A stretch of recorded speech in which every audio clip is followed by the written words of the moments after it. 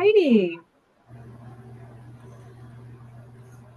So thank you everyone for being here today and welcome. This is our fourth winter plant talk of 2025. I'm Michelle DeRusha with Nebraska Statewide Arboretum. And today's topic is how can the Statewide Arboretum help you plan and plant a landscape project? So we have NSA Sustainable Landscape Specialists Sarah Buckley and Brad Kindler leading the conversation today, and they have a great presentation with lots of useful information and advice on how to plan and plant landscape projects from start to finish. But first, I just want to say our Winter Plant Talk series is a free series hosted by Nebraska Statewide Arboretum. And we are a nonprofit member organization, so our work is funded in large part through memberships and donations. So if you're not already a member, you can find out more about our different membership levels and benefits at our website, plantnebraska.org/join. And Toby is going to throw that link in the chat in a minute. You can check that out.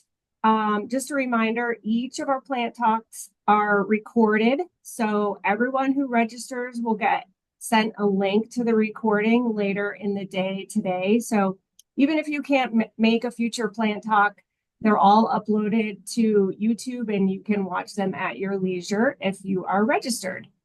And you can find out more about all of our upcoming plant talks. We have several more this winter at plantnebraska.org/plant-talks.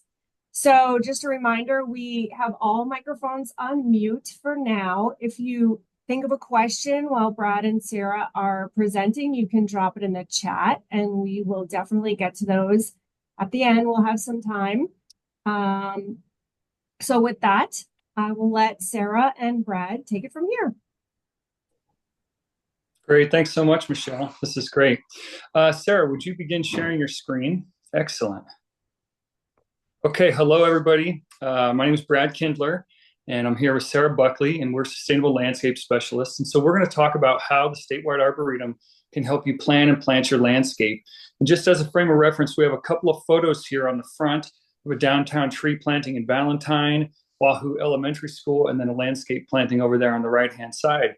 So we just want to welcome you all. We really appreciate your attention, and we hope this is a valuable plant talk for you.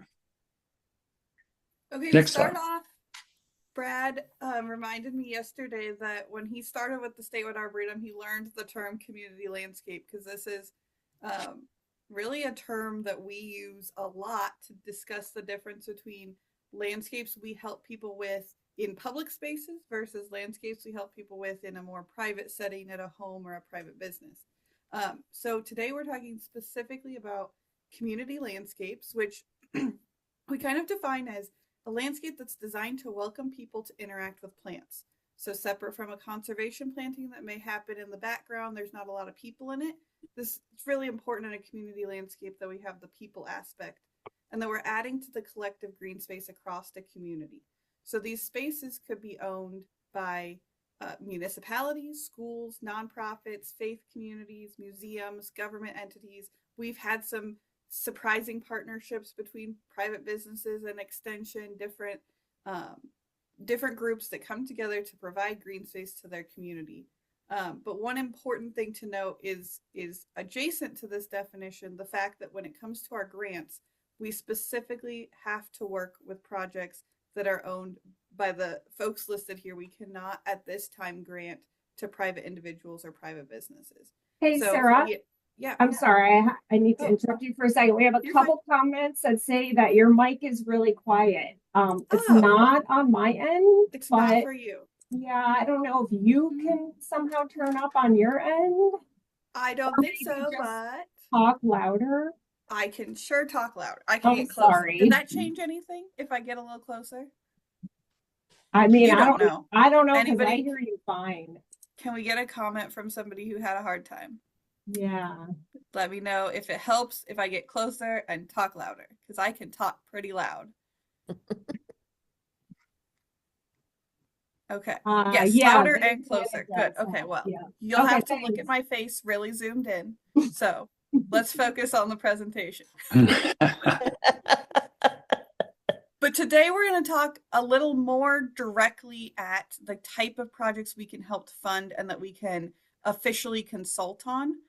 So that's anything owned by municipalities, schools, nonprofits. It just does not include anything owned by a private business or a private homeowner. That does not mean NSA has no resources to offer you. That's just not today's focus.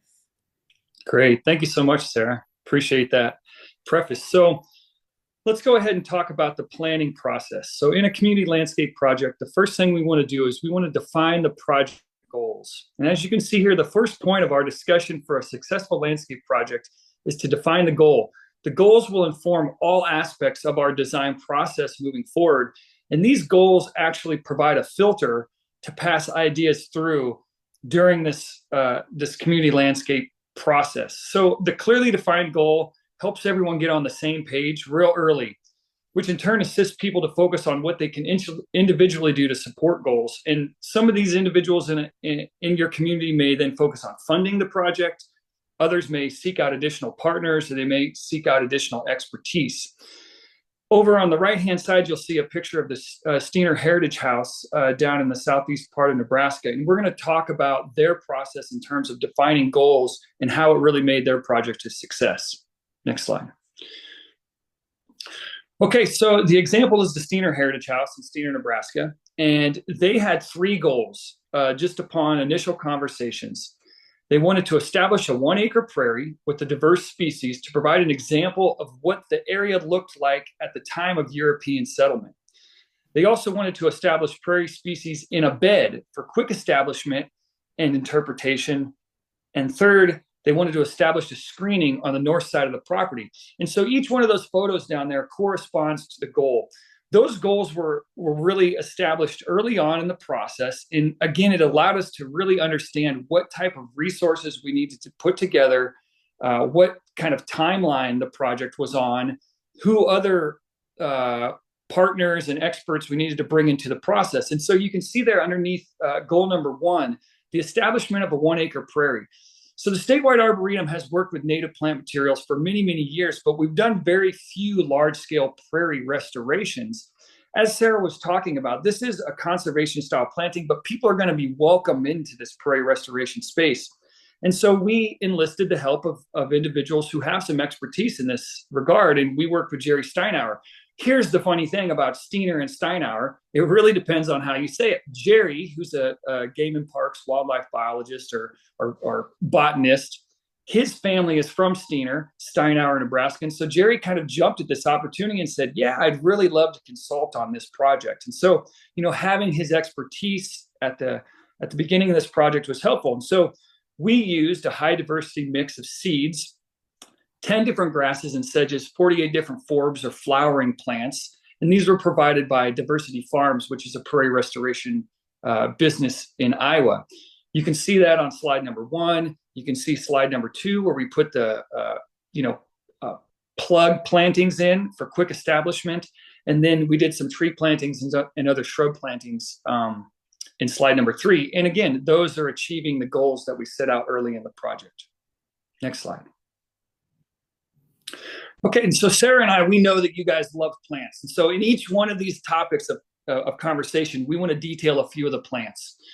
So prairie cinquefoil, listen, these are things that are actually pretty difficult to find. And the reason that we detailed these plants are because these are some of the unique ones that came from recommendations from Jerry and John about what we could put in a prairie that you would find native in southeastern Nebraska 150 years ago. And this is primarily a tallgrass prairie ecosystem. So you have prairie cinquefoil, you have white prairie clover. So interesting. We often work with purple prairie clover, but to see white prairie clover, I think is really fun. And then Silphium lacinatum or compass plant, beautiful plant, really probably best sited in a place where you're going to have some grass species around it to support it, and it allows it to be big and express itself fully. Sarah, do you have any other comments on those plants?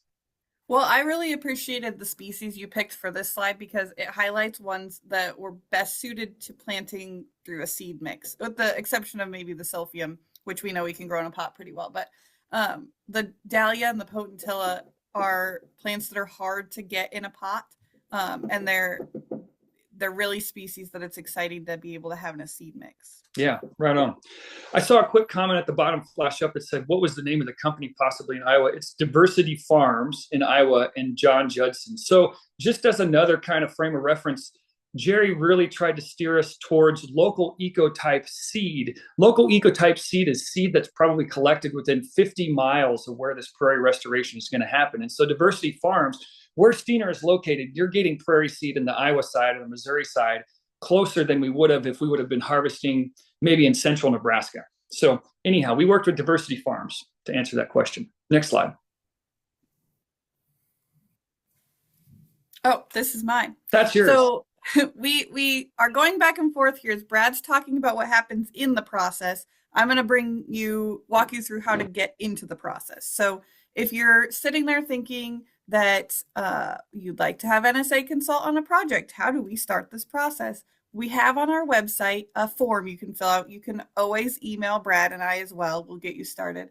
But we set up this inquiry form to walk you through the questions we're going to ask you. So to give you time to think through some of the first things you need to know before your project starts. So it's a good way to have a chance to brainstorm. Sometimes that email saying, I don't know what I'm doing, how do I get started, is great. And we're going to say, all right, here's some questions that you need to answer before we can help you.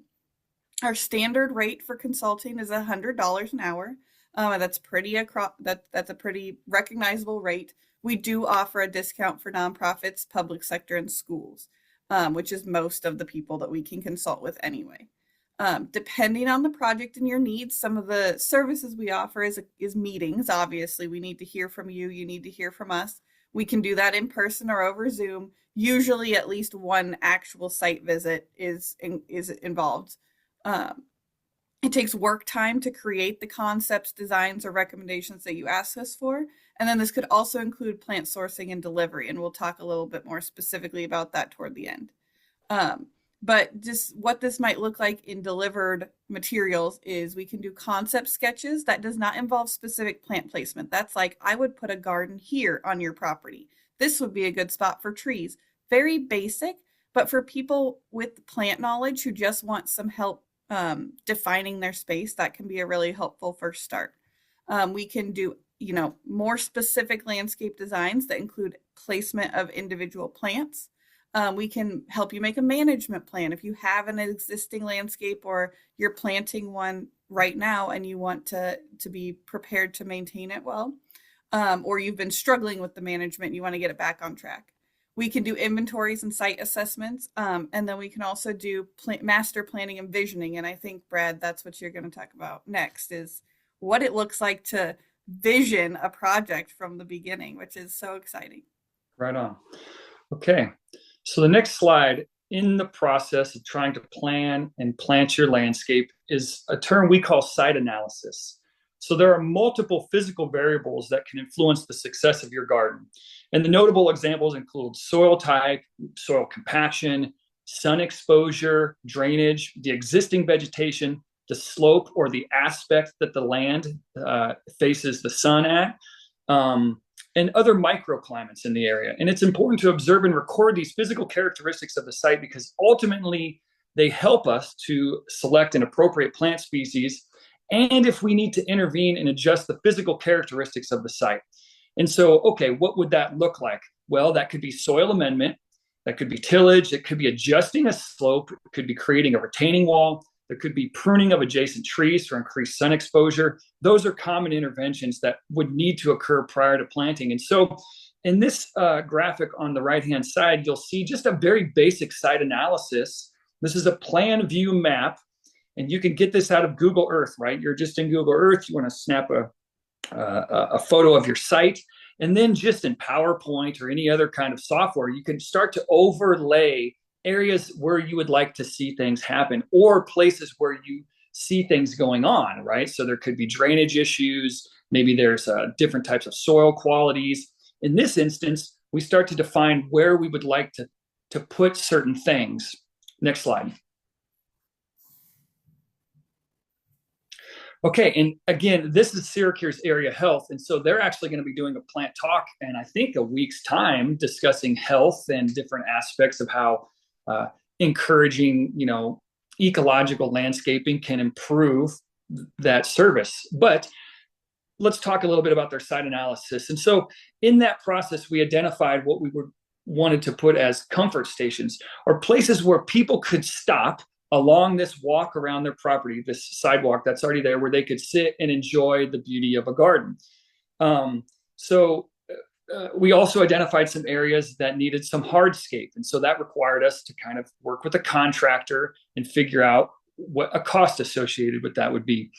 Through the site analysis process, we defined the area of the beds. Those beds allowed us to put 320 different bedding plants, 25 different species. And then, the culmination of all that site analysis work, well, it produced this really beautiful volunteer day where we had high school students from Syracuse come out with area health center staff and community members, where we did this really big, great community planting. And so again, the site analysis is an important part of the process. Now, goals and site analysis are really early in that process. And sometimes the site analysis comes before the goals, because you might look at something and you say, oh, actually, we're not able to do that. So we have to kind of reorient our thinking in terms of goals. But just keep in mind, you have to know what you have and why do you have it, and what do you want and why do you want it. And that all comes in this goal and site analysis stage. Next slide. Okay, again, we want to talk plants because we know that you're all plant people. So these are some of the things that we put into the landscape at Syracuse Area Health. So fireworks goldenrod, listen, beautiful plant. It just has this great fall effect for your garden.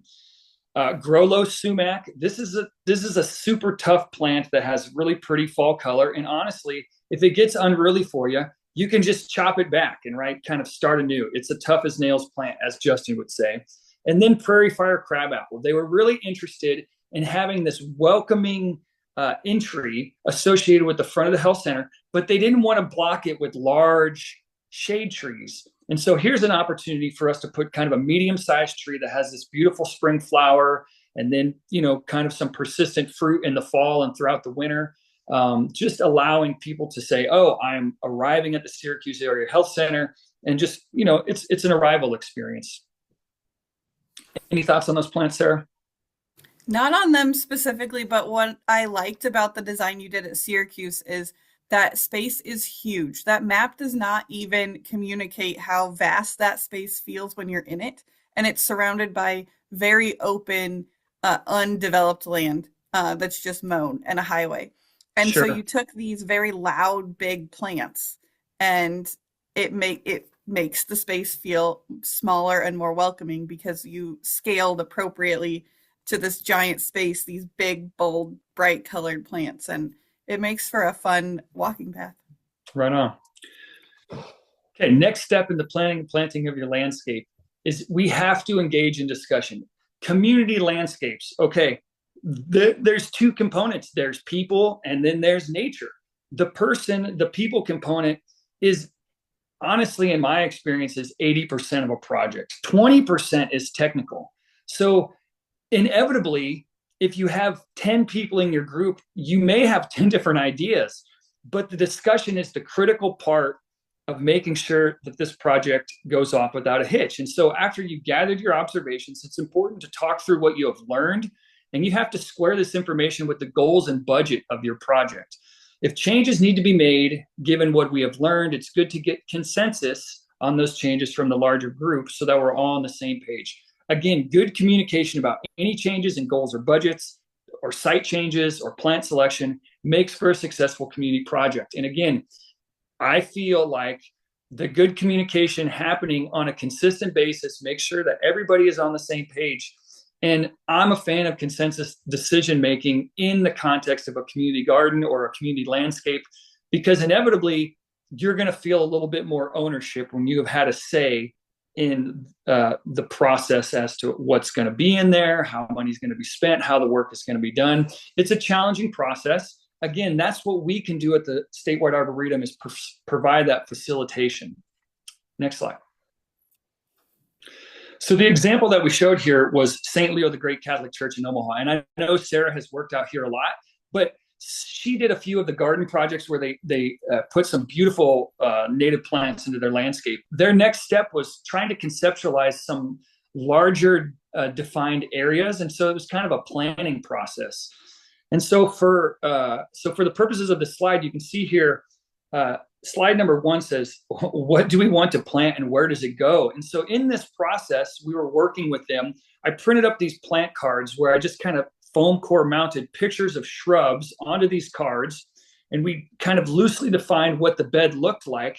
And then we were able to rearrange these plant cards on a whiteboard to create what we thought was maybe a good arrangement of plants. Well, here's what was interesting about that workshop, you guys. Once people saw the plants on the cards and in the bed, they thought, oh, I like what that looks like, but we're kind of seeing it in this 2-dimensional way. I'm having a difficult time understanding what this would look like in 3-dimensional space. And so somebody said, well, why don't we just go out to the garden? And so we got out to the garden, and then somebody said, well, I'm about the size of an elderberry, so why don't I just stand here as an elderberry? And somebody else said, well, I can be one of these Miss Kim lilacs, right? So she's kind of hunkered down like a lilac, and another person is standing up like another shrub. And so somebody took a step back, and you can start to visualize what these plants would look like in physical space at maturity. It was a really creative day. Those are the types of things that the statewide arboretum brings to helping communities plan and plant their landscape. And then the third slide is just a graphic representation of what this could look like. And I took a picture of the site. We put these plants into Photoshop. You just do a little bit of magic with the computer and bam, you have an instant landscape, but people can visualize that. So that's called a rendering or basically a site rendering of potentially what the plants would look like. Next slide. Okay, talking more plants. Sambucus canonensis. This was an important plant. Individuals in the group were just adamant that they would love to have elderberry in the landscape. So great. I love elderberry. I think it has beautiful flowers. We know that its fruit is used medicinally. We know that it's great for birds, right? They're going to eat the berries throughout the fall. Nine bark. This is a really interesting shrub. I love nine bark because you can get this almost red burgundy foliage on it. It has these profuse white pinkish flowers in the springtime, at least summer wine does. This is also one of those shrubs where I think you can kind of hack on it. If it gets too big and unruly, you may just, create some form. But I love the color of the leaf throughout the season. And then the amlanchier, the service berries, are something that is a larger tree, but it's more of a small tree, right? And so this provides an opportunity again for native fruit, for birds, or for us, because they're absolutely delicious to eat. And then it just has this great, gorgeous spring flower. Any thoughts on those plants, Sarah? Not those specific plants, but the site as a whole. If you're in the Omaha area and you're looking for a place to see a real combination of different styles of landscaping, we've had this site on a couple garden tours, and you have bulbs next to annuals, next to native plants with shrub plantings now that you did this project last year. And I like that combination of being able to see that we've got native plants, we've got some plants we're comfortable with. They use it as an extension master gardener education site, so you have a lot of different levels of care modeled too. And it's been a useful place for me to go and observe things, because when we're consulting and we have to help you find an idea, first we have to have seen the idea. And so it's important for me to get to visit sites with different management techniques. And this has been a fun one to learn on. Right on. St. Leo, they're doing great work. Go check out their garden. It's absolutely beautiful. Okay, so we have some goals. We have a site analysis. We've had a conversation. Let's talk a little bit about funding opportunities. Okay, so I struggled with where to put this in the order of our talk, but this is maybe a typical place that people come to us for funding. We have ideas, we have a goal, we maybe have some partners, but we don't very often have a full specific design on paper, and our grants don't require that. That's something we're happy to work with you through the grant process on. And sometimes it's a little bit easier if you are worried about going too far in the planning, but you want to match program goals so that you can apply for a grant. This is a great time to pause and see what's available. Right now, we have opened the Urban and Community Forestry IRA grant, which I know, Michelle, we've got some links at the end for those. That's the only open application at this moment, and that has to be applied for in terms of your city. So we have a map of eligibility that you have to meet. But Michelle, you have worked more on this grant. If I'm correct, it doesn't necessarily have to be the municipality that applies. It doesn't necessarily have to be the Yeah. municipality. It can be, right, a representative for a person who's working on or wants to work on a project, or even a volunteer, I think, for that matter. Yeah. I'm going to drop the link for that page in the chat in a second. And I've got all of these links at the end, but our other three predictable grant programs that we offer on a recurring basis is Trees for Nebraska Towns, focused on large shade trees and their companion plants. Greener Towns, focused on sustainable landscaping as a whole. A lot of what we're describing here, most of these projects received Greener Towns funding. And then our 10 free trees, that happens every fall. That application opens in July and provides 10 trees with a match of education, I believe. Our funding is limited to public, nonprofit, or obviously community beneficial projects. Sometimes we're able to bend that definition of community landscape if it's, a closed site, but they do a lot of education. We've had that happen at daycares. You can't, by definition, have a daycare open to the public, but we can focus heavily on environmental education in that space. And so we've been able to make that work when they're owned by nonprofits or part of the school system. So that's the limitation to our funding. Since we don't have a lot of applications open at this time, it would be tempting to say, well, there's nothing I can do. There's a lot you can do. Before you begin an application, you need to know your goal. At minimum, a vague goal of, habitat. We have lost a lot of trees and we need to replace them. I'll give you a hint and say that every application I've ever received for a grant has used the exact word beautification. If you could describe your project and its benefit to the community without using that word, that'd be an impressive application, because that's all of our goal. Every community landscape desires beautification. Tell us something deeper. Are we shading our streets? Are we cleaning our water? Do you have a specific problem on your site that plants can solve? I love the word. I love that landscapes beautify, but it's not a surprise to us. Tell us who's committed to this project. And one thing I'm pretty picky on when I read applications is, don't just tell me who's planting it. Tell me who's going to be here 3 years from now. Everybody wants to show up to planting day. We can get students, we can get clubs, we can get somebody there on planting day. Who's going to water it in the middle of July? Who's going to be here for fall cleanup in year 2? Think that through and tell us about that. That makes for a very compelling grant application. And then think about your timeline. And the hint here is site prep. Most people think about when they want to plant, but you've got to step back and go, okay, if we're trying to plant in May, when are we going to prepare the site? Most years, I tell people to add 3 weeks to their plan because of spring rain. We'll find out if that's actually a problem this year or not. But site prep always takes longer than you plan for. There's always something that happens, a piece of equipment that wasn't available, a weather change, a permit problem you weren't aware of. So it's great to know when you want to plant, but did you give yourself time for all the work that comes before planting? And these are things that you can always be thinking about as you consider a project that you would like to do and you say, oh, grant applications aren't open quite yet. Think about these things, because then when we do open the grant, your application is very quick. Excellent. Thank you for that overview, Sarah. Okay, here's the fun part, you guys. We've had a conversation about your goals. We've had a conversation about what's going on with the site. We've had internal discussions. We have an idea of maybe where some of the funding is coming from. The design process of your garden can be performed as a group or by an individual. If it's performed as a group, that requires maybe some facilitation to tease apart the garden design and the species selection and how that supports the larger goal of the project. Oftentimes, though, it's possible that it becomes just a collection of everyone's favorite plants. However, they're encouraged, but we want to make sure that we're putting the right plant for the right place in there. So if we find that somebody's favorite plant happens to be the one that works for that area, then we should plant them, right? Early in the design process, it's also critical to discuss circulation, or how people will move through the site.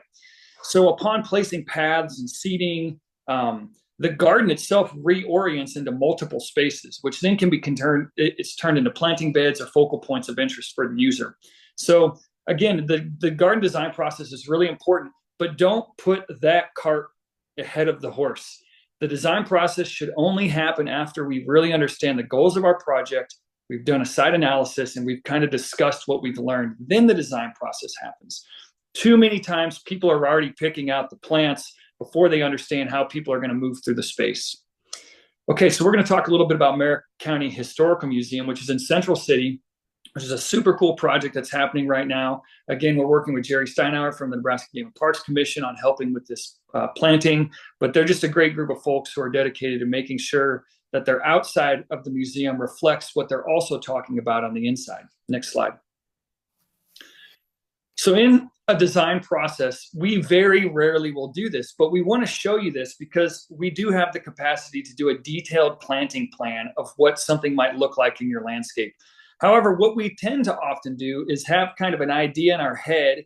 We get plant materials ordered, and then the day of, we tend to lay things out just as we start to see it when we're in the landscape. But if you're interested from a funding standpoint, potentially something like this could get a donor excited about what's happening outside, right? So in this instance, here's an example of a planting plan where we have these different species specifically located in a circular planting bed at the front of the museum.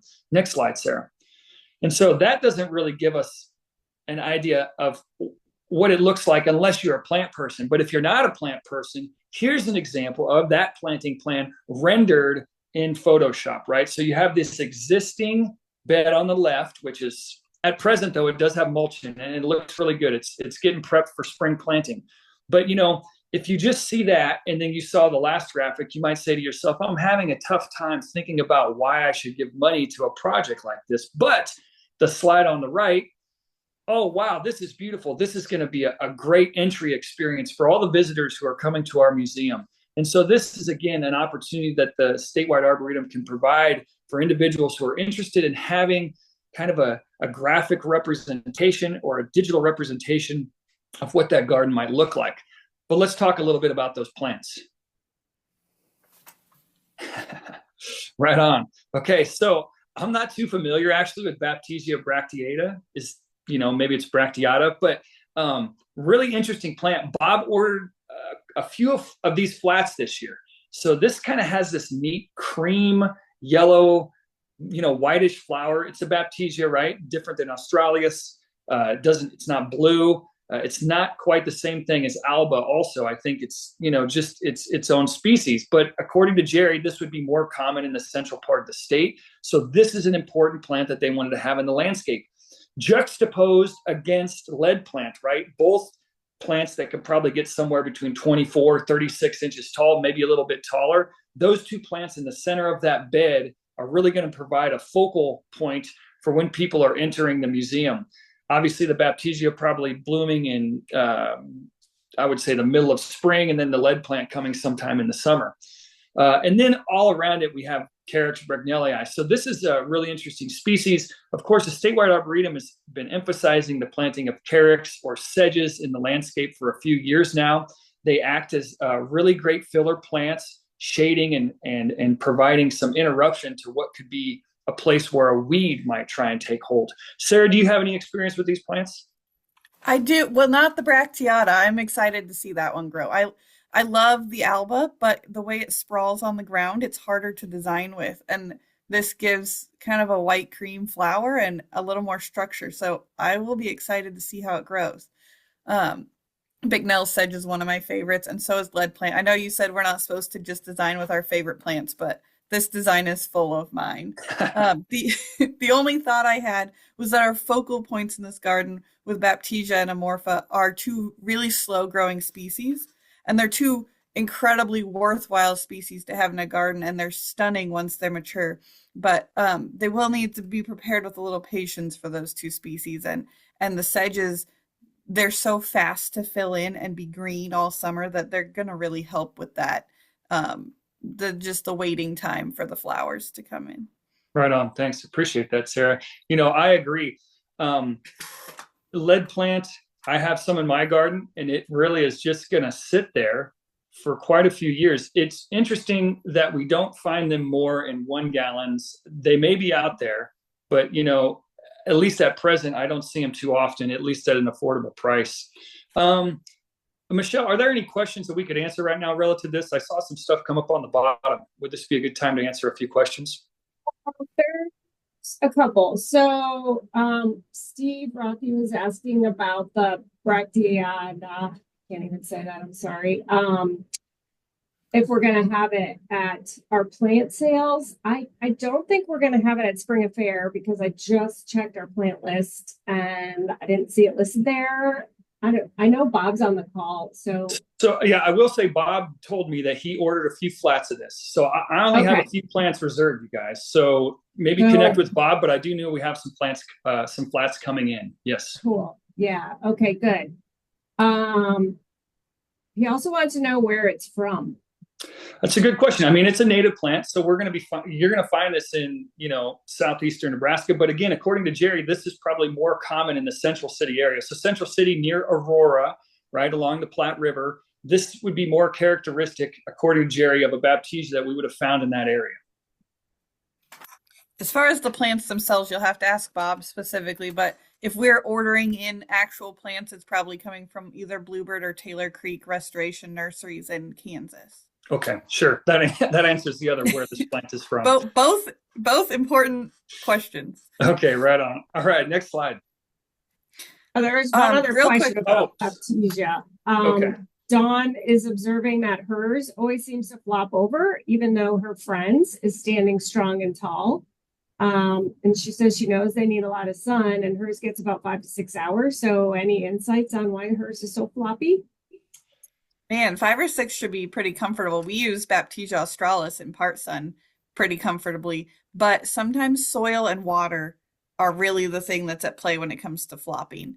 So I don't know if your garden has more water than theirs does, if there's any irrigation nearby, or if that plant had a chance to grow its taproot, or maybe it came in a larger pot with a damaged taproot. Those are guesses without any more information. So if you have some more details to drop, I can chat back to you with some more questions. But plant diagnosis is just a series of questions. And if you're getting at least 5 hours of sun, then I'm going to go to water, which is a common culprit for flopping native plants. Right on. All right, thank you. Thanks for the questions, you guys. Next slide. Okay. Just like any good plan, we're going to have to revise it if it doesn't work out. So I want to introduce this concept of an iterative process. So design is an iterative process, meaning that it can be changed based off of feedback or maybe a spark of inspiration. So change is often necessary considering budget limitations, plant availability. We try to make sure that we can source the plants that we're specifying, although sometimes things change, right? And then site conditions. As such, during a garden design process, it's important to maintain an attitude of flexibility and compromise. I want to emphasize that because, again, some people have their mind set on what they imagine this looking like. But if you do have an attitude of flexibility and compromise, it'll help move the project along. And design revisions, they should always help support the stated goals. So possibly we could be using a different plant material to achieve the same stated goal. It might not be the one that you imagined, but potentially we could also accomplish that goal with that plant material. We're going to talk a little bit about Battle Creek. So Battle Creek, Nebraska, out in Madison County. This is the heritage park that they have there. Next slide. Okay, so just bear with me here on these slides. So the one on the left is really the site conditions as Sarah and I approached Marcy out in Battle Creek, and they're just doing great things at Heritage Park. If you're driving through Battle Creek, if you're at Battle Creek for lunch, stop through and check out their Heritage Park. It's just such a really neat feature of their community, and it's really telling their story in a way that hasn't been told before. So they have this heritage house. This is an old doctor's office, and they had some kind of adjacent sculpture and some beds. It's been there for quite a while, but they wanted to spruce it up. They want to make this a more inviting an exciting place to visit. They also want to do some interpretation of plant materials as they would be associated with the Pawnee who were living in this area some years ago. And so in this instance here, they wondered what it would look like if we could get kind of a native plant bed next to a building. So I took that photo, we did a little digital magic to it. We created a planting bed. We put some native plant species in there. We changed that building to a green. And then you can see just a year after, 1 year of planting, that's kind of what it's transformed into. The edge, of course, is maybe not as strong and striking as it is on the rendering, but they've done a great job of maintaining those plant materials, and they have these great color. The Heritage House itself, or the doctor's office, has been turned into this really neat interpretive space. And so again, having that vision is maybe a little challenging if you're just looking at something like the photo on the left, but with this picture in the center, you can take that to your donor, you can take that to people in your community, you can say, hey, this is what we're trying to accomplish. And then sure enough, they did it. Next slide. Okay, so a few of the plant materials that Sarah and I specified for this garden. So this was actually a really fun project. It's out in Battle Creek, you can start to get into a little bit of sandy soil, but really a neat site. In the place where we were planting, the soil really wasn't that sandy. It was actually a pretty good loam soil. But these are the plant materials that we specified. So you have Zizia, the golden Alexander. You have Echinacea pallida, the pale purple coneflower. And then we were really interested in planted Salix humilis, which is your prairie willow. And I think they've had success with all of these species out there. Specifically, the Salix, the prairie willow is a great opportunity to get a native shrub in the landscape. Again, as Justin would say, this is a tough as nails plant. Literally, that would be growing in a dry site. So when we think about willows, we're only thinking about wet sites, but prairie willow can be found in a dry site. This is over on East Campus in the backyard farmer garden. And the prairie willow is the larger plant in behind that foreground there, which looks like maybe it's some kind of sedum, but prairie willow is in the background. Here's the thing about prairie willow. It might get to 4 feet tall. You can just hack that thing back and you can really create a shrub form willow in no time. It grows really quick.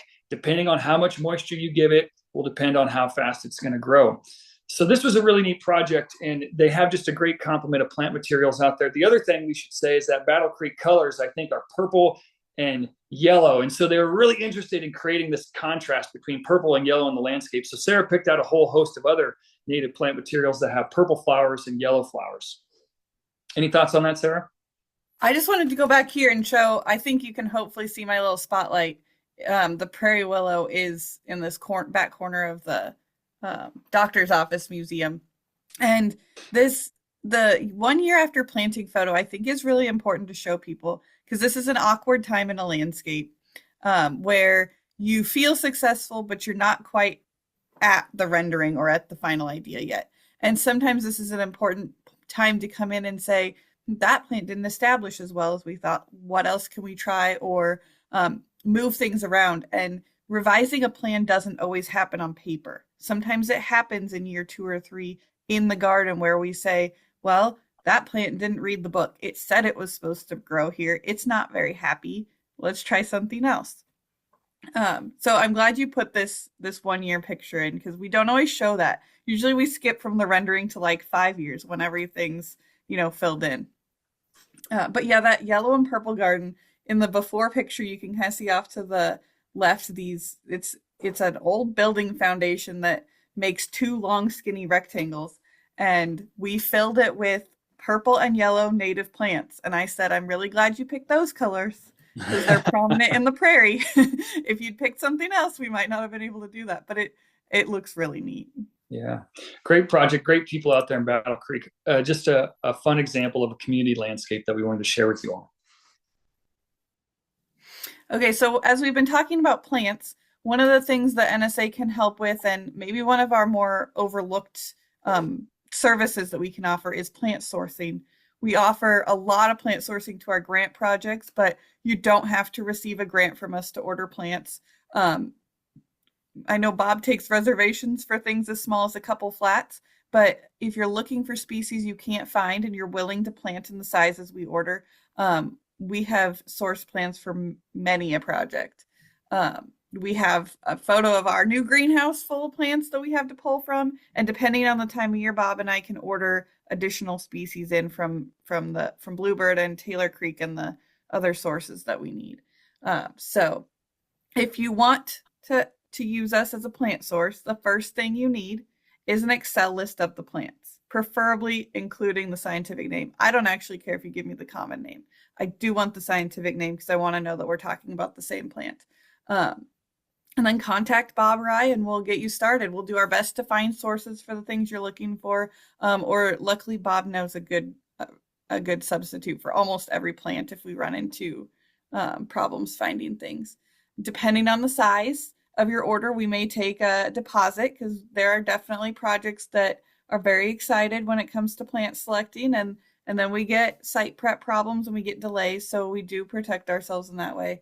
And then we ask that you schedule a time to receive your plants so that we know when they're leaving our care. Because every plant we hold in the greenhouse that already belongs to somebody, it seems like those are the first ones to want to dry out in the wind, and we want to make sure that you get the high quality plant. So yeah, I don't have anything to add there. If Bob wants to add anything in the chat, he can. Okay, let's go to the next slide. Good, thanks. Make sure everybody's microphone is on mute. So after this whole process is played out, the revisions, the design, and then the revisions, it's time to plant your garden. So they say many hands make light work, and certainly during a community landscape project, the more volunteers you have to help, the better. And NSA has learned several valuable lessons over the years on how to facilitate a productive and effective planting day. So again, as Sarah has mentioned, good site preparation is absolutely critical to making sure that your planting day is going well. The last thing you want to do is probably have to be doing the site prep work during the planting day. It's great to have that done in advance of planting. Having the right tools on hand. So in this picture here from Stoley Park, maybe just a trowel is sufficient, but what we have found is these small augers, right, that go on a cordless drill. You can do an immense amount more work with a cordless drill and an auger bit than you can with hand trowels. And it just keeps everybody a lot more productive. The end is in sight when you're using an auger, but it's a long day when you're using a trowel. Good communication with all in attendance, and then an immediate watering schedule and a promise by the community advocates to care for the area in the seasons to come. That's really critical, right? Things have to be watered, and there's an establishment period for everything. Those roots of both woody plants and these herbaceous plants or grasses are not in relationship with the soil immediately. It takes a period of establishment for them to grow and really make connections to both nutrients, maybe fungal networks, and to feel comfortable in that space. And so there's an establishment time, and that requires you to be vigilant with your watering. Don't forget, you have to celebrate your success. A community landscape is an opportunity for you guys to showcase your beautiful community, and so you should celebrate. Next slide. All right. Well, that being said, we would be absolutely willing to take any questions that you have here, and we'll turn this back over to Michelle. Maybe she can convey if there's been some questions brought up. See any specific questions yet, but now is the time, folks. If you have a question about plants or something that you're working with or want to work with or have seen or whatever, you can either turn your microphone on or drop it in the chat. And as we talked, we referenced a couple websites, and everything is on plantnebraska.org under what we do. And you can either look to the project funding. There's examples of projects under each individual grant opportunity. And you can find the open application, the urban and community forestry grant there. And then the consultation information is under landscape design services. Right on. We dropped a link in the chat for project funding. So that is helpful. Well, I will say this for anybody who's out in Western Nebraska. I'm at the Holiday Inn Express in Chadron today. We're giving a presentation from 3 to 5 o'clock. So if there's anybody in Western Nebraska on this call today, please come out to the Sandoz Center. We're going to be talking about some trail town work that the Statewide Arboretum has been doing with a community out here in Chadron. That's an opportunity if you're interested in getting out here this evening. Pam did put a question in the chat about upcoming plant sales. So Pam, we do have our dates for all of our spring plant sales in addition to Spring Affair. I'm working on getting them up on our website, and on our calendar. So stay tuned. I should have those up and ready to go by the end of the week. Nice. Yeah. Spring fever. Start thinking about what you want to plant. I Oh, know. okay. Here's another question. Oh, Justin. Hi, Justin. Justin's baiting us. That's not fair. We love non-natives that are well adapted and friendly to pollinators. What are your thoughts on workhorse non-natives like catmint, sedum, daylily, featherweed grass, etc.? I think it would be very hard to have urban space landscapes without catmint. I could do without a daylily, but that's a personal opinion.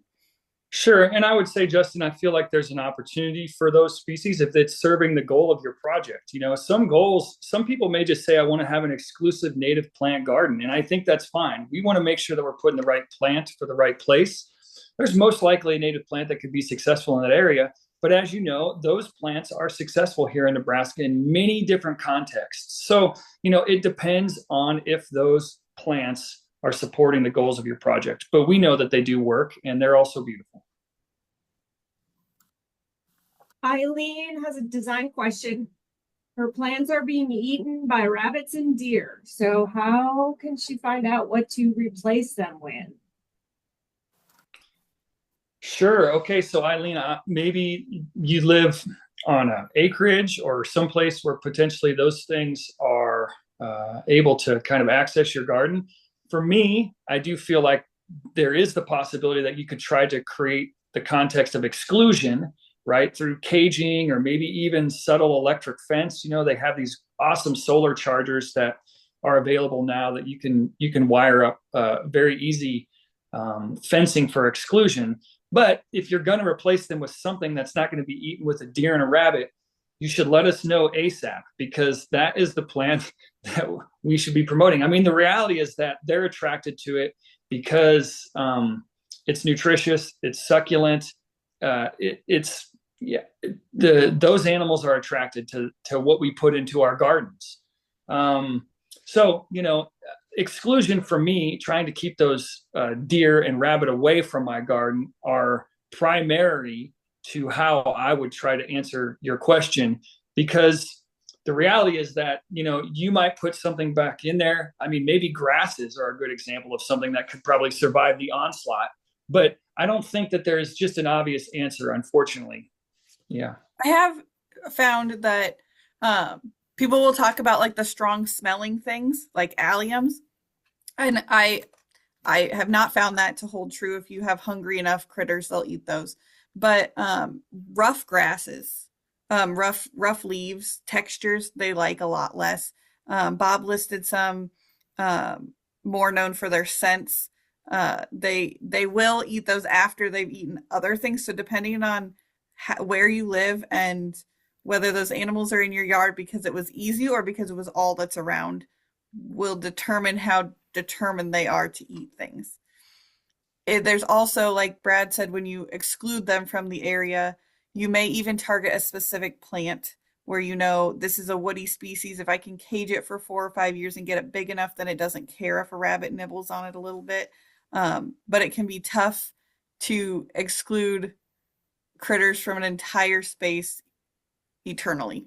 And yes, so chokeberry and viburnum, get them covered for several years and let them establish, and then they'll be better able to stand a little nibbling. Absolutely. Yeah. Those woody things should be able to survive. You get them protected.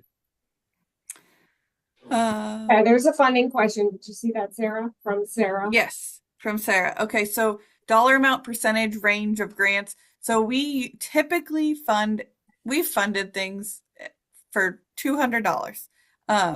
We fund things up to $25,000 of grant funding. But that was a good question to ask with money. We didn't really talk about it because each grant has its own stipulations. But we often ask for some form of match. So while we may offer $25,000, we're going to expect a percentage of that also from you, so that we've just learned, and sometimes it's a funding requirement from our funders, but we've also just learned that it's really important to share buy-in to projects. So yeah, up to $25,000 from us is a typical cap. I would say we more commonly grant in the $10,000 to $15,000. I think as anybody would expect, the standard for application goes up, the higher the amount of money goes up. So the $25,000 projects have been fewer and farther between. Think we covered all of the questions. I saw one more. Oh, you did? And I'm trying to find where it was. Oh, here we go. There's actually a couple. So Pamela, you're in the process of planning educational land legacy teaching community garden, but you're not an official nonprofit. Why don't you send us an email and explain the situation? Because sometimes we can find partnerships where you're working with somebody who can work as a sponsor. Just send us an email and tell us the full situation. Yeah, it looks like also there is a question here. Do you provide services in Iowa and Fort Dodge? I don't know. I mean, I haven't had any experience working with folks in Iowa in a design context. It'd be interesting to have a conversation, and maybe we could at least steer you in the right direction. And that is also an answer to, I believe, do I know of organizations planning native landscapes for private individuals? I think there are some individuals. Michelle, we have people who have taken out ads in our Spring Affair News who do work for private individuals, I believe. So there are places and landscape designers who will work with private individuals in their landscape for sure. And then specific to Northern Sandhills area, I'm not entirely familiar with individuals who might be able to help in the Northern Sandhills area. Sarah, do you know of any people? Well, I was just gonna say when people are looking for a designer to hire, I always send them to the Nebraska Nursery and Landscape Association's Find a Landscaper page, and when I'm done talking, I'll drop the link in the chat for you. But okay, great. That's a map view version. And while they're not going to list that information about whether or not they work with natives, that's an easy, quick question to ask. That's good, Sarah. That's exactly what I was going to say. So thank you for bringing that up. Bob is asking a clarification question about the match, and can part of that be achieved with volunteer hours? Depends on the grant. So it's per grant. Yeah. Okay. Did we miss any? I'm sorry that I didn't see those other ones. I see a bunch of new ones. They might just be thank yous. Okay. Yeah. Okay. Oh, that's Bob Hendrickson asking. Yeah, we used to always use volunteer hours as match. That's now dependent on which of the programs you're looking at. So just read the rules for each program, or send us a message if you're looking at a specific one. Forgot them all, everybody. So thank you, Brad and Sarah, for all of that useful information. We appreciate you. Glad to work with you. And thanks to everyone who joined us today. Next week, we have another plant talk on February 13th, and we're doing something a little bit different. We're going to be talking with a panel of Nebraska healthcare experts, including, as Brad mentioned, the CEO from Syracuse Area Health, talking about the importance of green spaces in healthcare facilities, what they did at their facility. We have some folks from Omaha joining us too with older adult care facilities and healthcare.